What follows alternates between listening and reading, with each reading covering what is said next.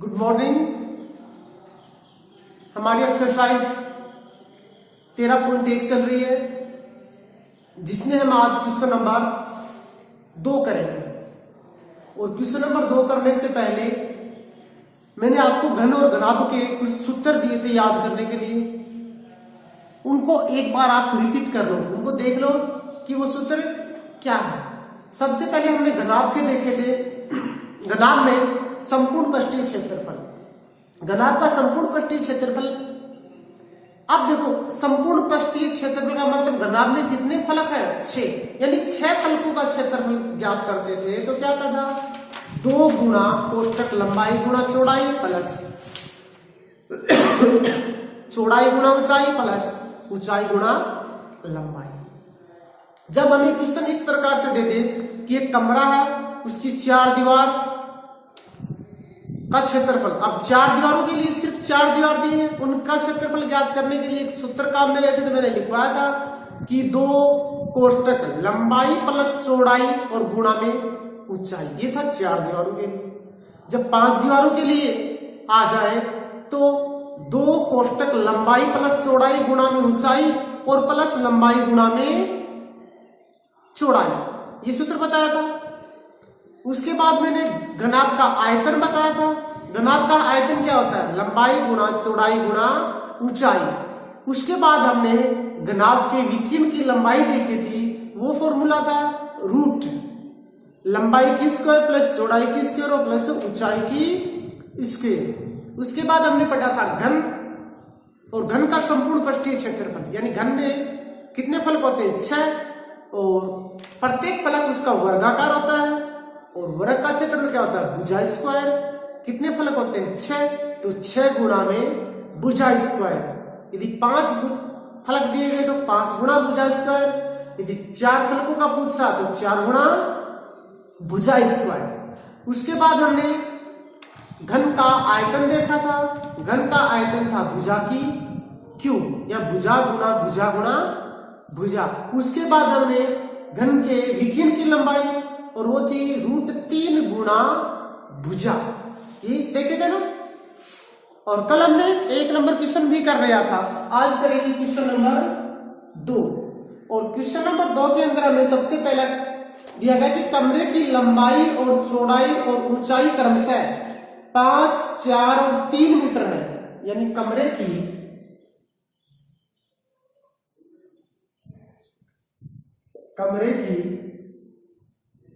लंबाई, चौड़ाई और ऊंचाई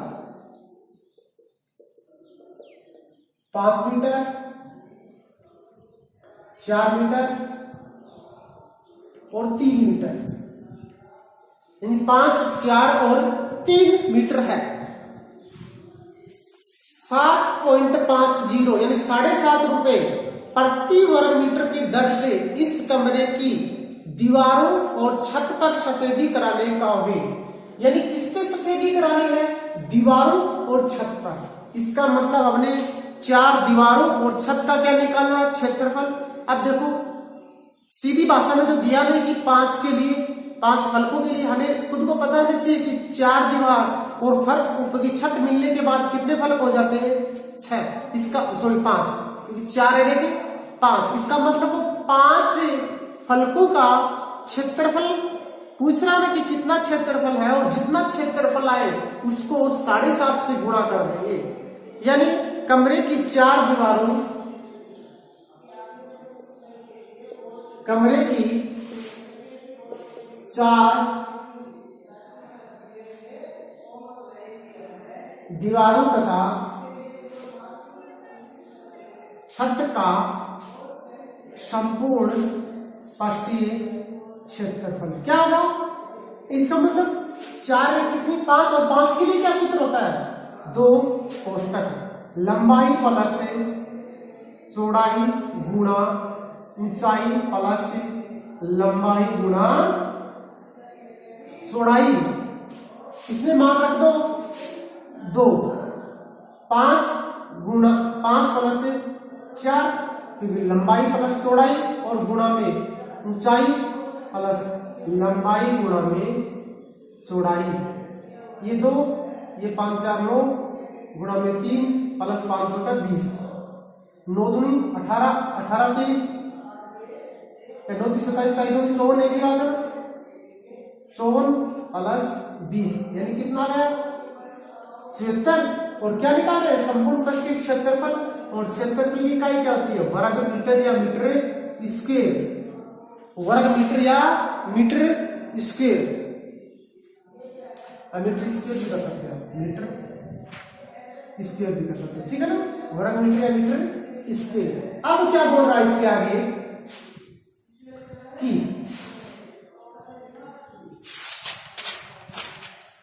कि 4 दीवारों और छत पर सफेदी कराने का वेग, यानी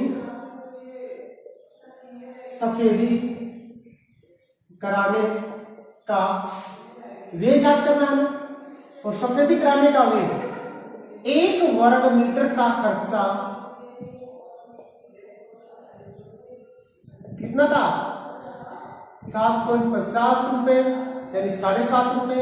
हमारे पास कुल कितने हैं 74 ना, तो 74 वर्ग मीटर का खर्चा कितना हो जाएगा 74 गुणा में 7.50, इसका पॉइंट हटाएंगे तो नीचे 100, 0 से 0 कैंसिल। अब 74 को किससे गुणा कर लेंगे 75 से, और किसका भाग दे देंगे 10 का। 74 को किससे गुणा कर लेंगे 75 से गुणा कर लेंगे, और भाग किसका दे देंगे 10 का।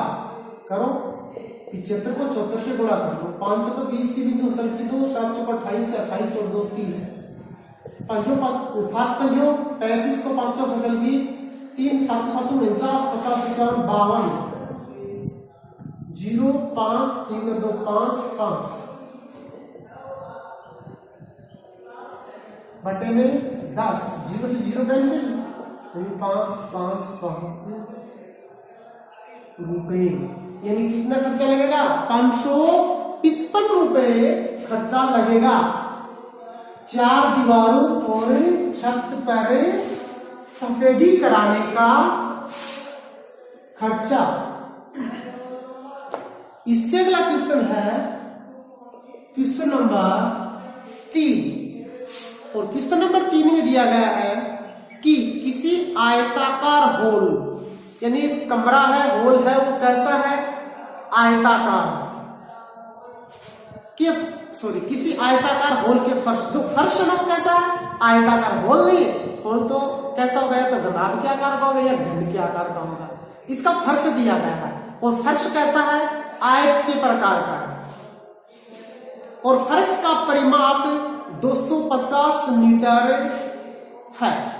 फर्श कैसा है आयताकार है, और आयत का परिमाप या फर्श का परिमाप दे दिया, फर्श का परिमाप बराबर कितना दे दिया 250 मीटर।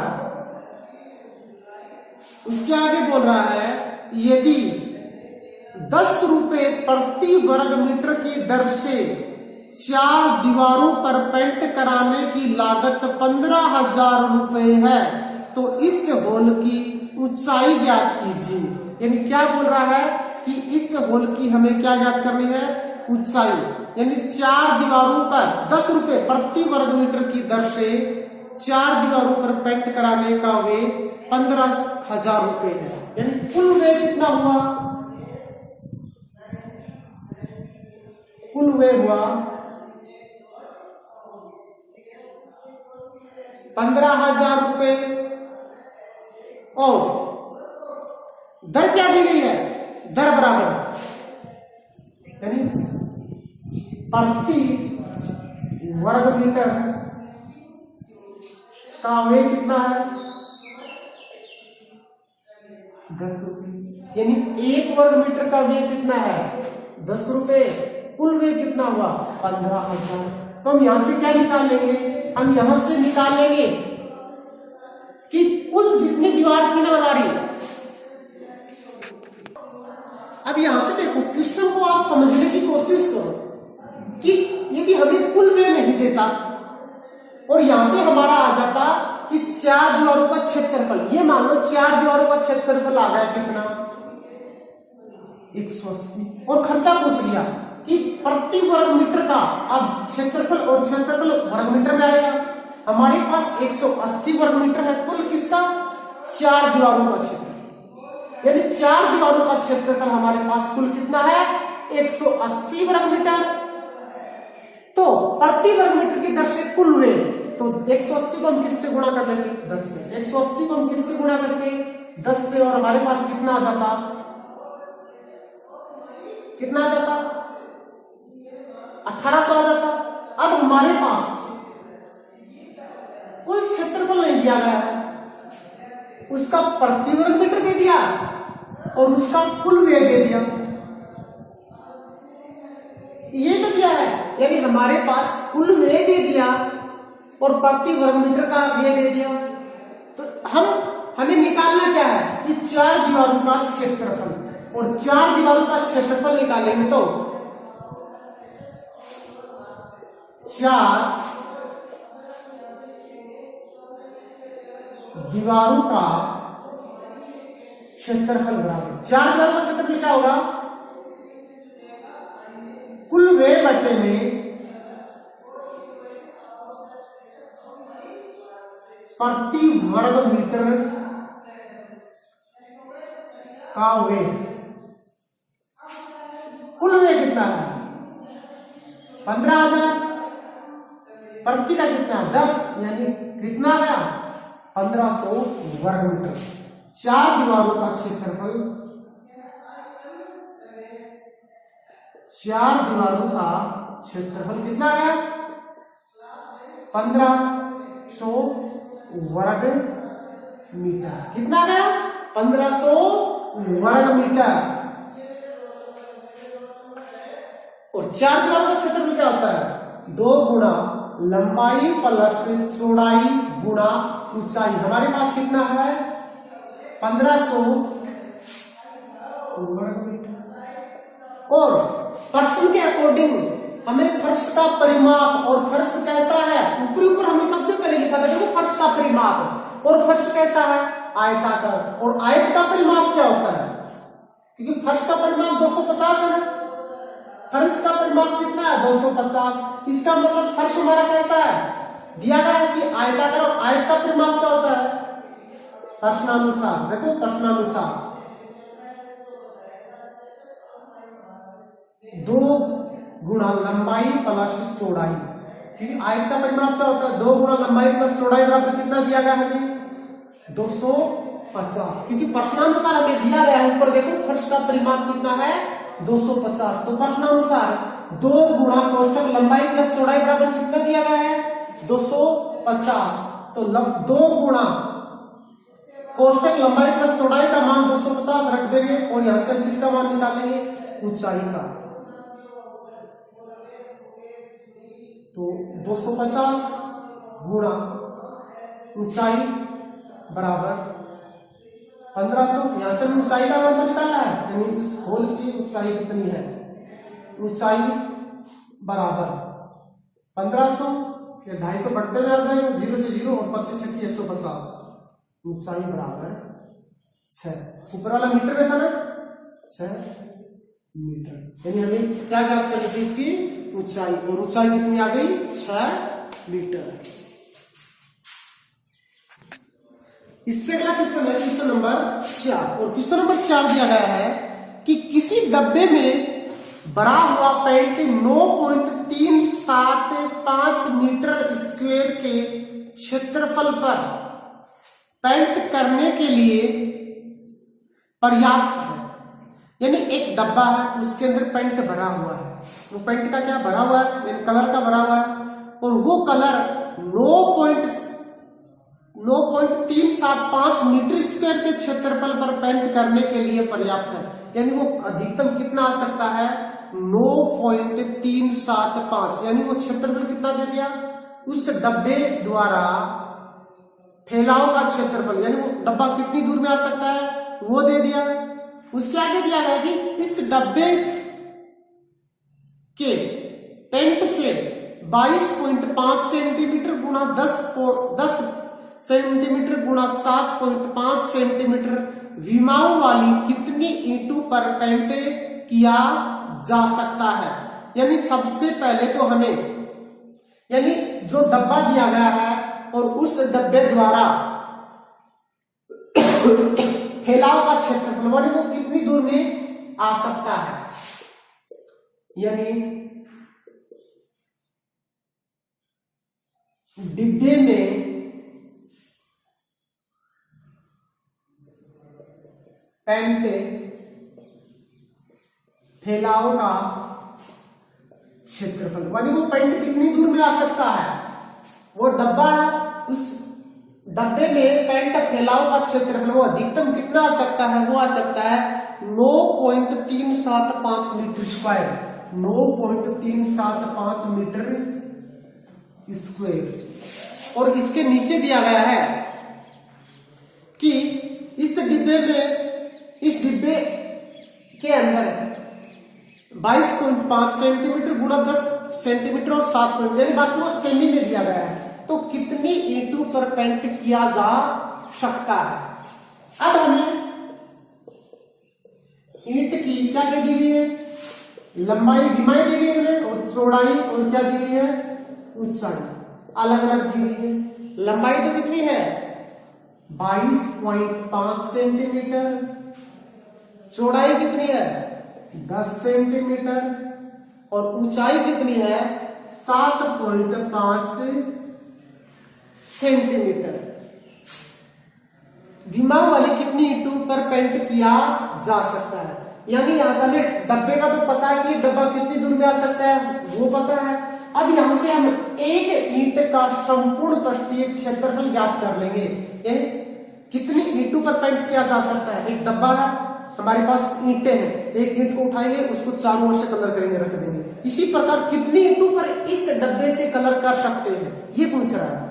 तो सबसे पहले हम एक ईंट का क्या निकाल लेंगे, संपूर्ण पृष्ठीय क्षेत्रफल, और एक ईंट का संपूर्ण पृष्ठीय क्षेत्रफल आ गया, उसको उसका भाग दे देंगे किसमें, इस डब्बे के जो फैलाव का क्षेत्रफल है उसमें।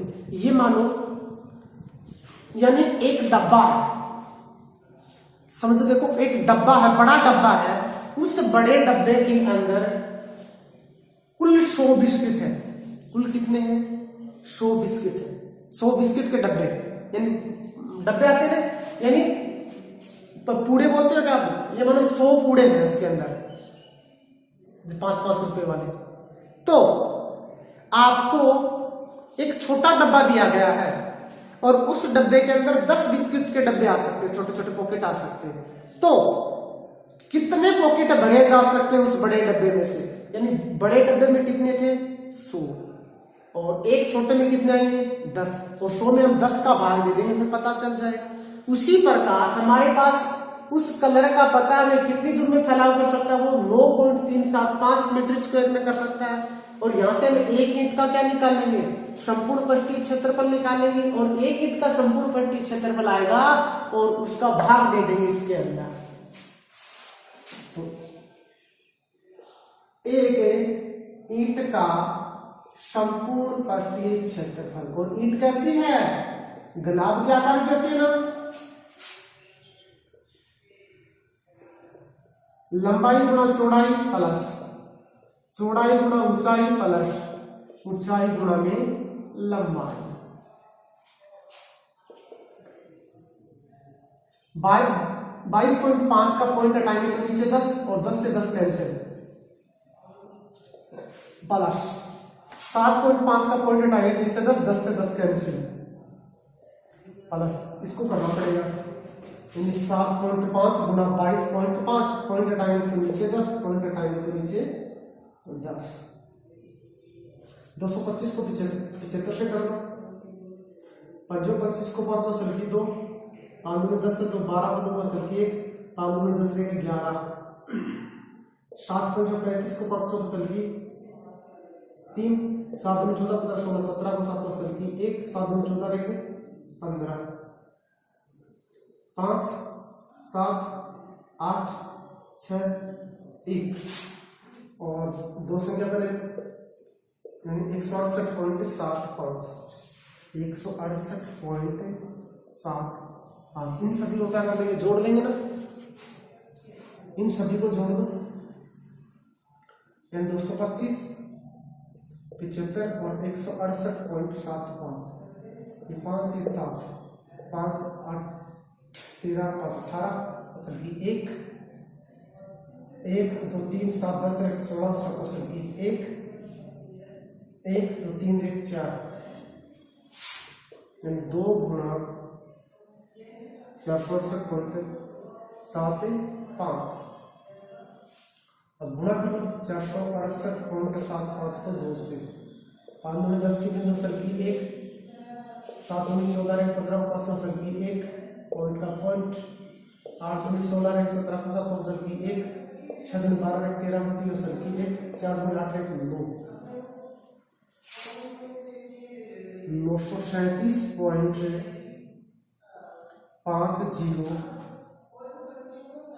वर्ग सेमी या सेमी स्क्वायर, यानी एक ईंट का संपूर्ण पृष्ठीय क्षेत्रफल आ गया 937.50 वर्ग सेमी या सेमी स्क्वायर। तो हम यहां से क्या निकालेंगे, ईंटों की संख्या निकालेंगे ना, और ईंटों की संख्या निकालेंगे तो देखो कैसे निकालेंगे,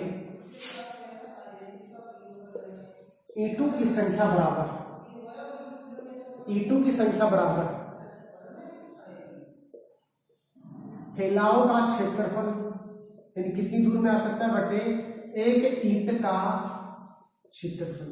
अब देखो यहां पे ये तो मीटर स्क्वायर में दिया गया और ये सेमी स्क्वायर में दिया गया, तो इसको आप किसमें बदल लो, इस मीटर स्क्वायर को किसमें बदल लो, सेमी स्क्वायर में बदलेंगे। अब देखो सिर्फ मीटर होता है यहाँ पे, देखना यदि यहाँ पे सिर्फ क्या होता, मीटर, और मीटर को हम सेंटीमीटर में बदलते तो किससे गुणा कर लेते, 100 से कर लेते, परंतु यहाँ पर मीटर स्क्वायर है तो 100 गुणा 100 और क्या आएगा, सेमी स्क्वायर। याद रखना, यानी आ जाएगा 9.375 गुणा 100 गुणा 100 और सेमी स्क्वायर बटे में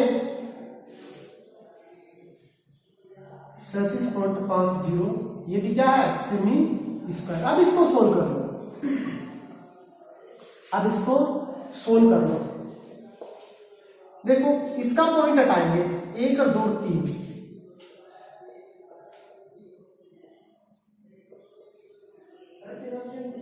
आगे है 100 गुणा में 100, नीचे है 937, इसका पॉइंट हटाएंगे तो ऊपर क्या जाएगा, 100, 2 0 से 2 0 कैंसिल, 1 0 से 1 0 कैंसिल, अब ये 0 इस 0 से ये 0 कैंसिल, अब आ गया 75 गुणा में 100 बटे 93 75 93 को 93 75 800 का 100 आता है 100 ईंटों पर पेंट किया जा सकता है, यानी कितने ईंटों पर पेंट किया जा सकता है, 100 ईंटों पर पेंट किया जा सकता है।